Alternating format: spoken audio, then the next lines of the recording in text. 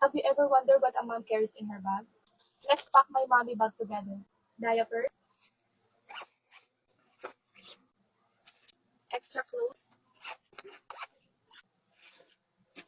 a mini fan, wallet for perfume, makeup, that's a mini wallet for cards, wet wipes, a must-have, mirror,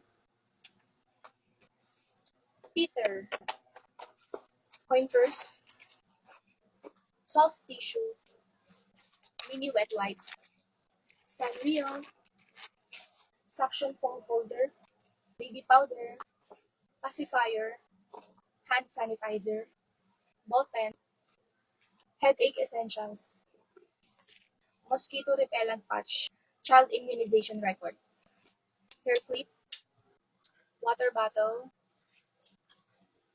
and baby bottle, and alcohol. So that's it for my mommy bag. I put the umbrella here but it's missing.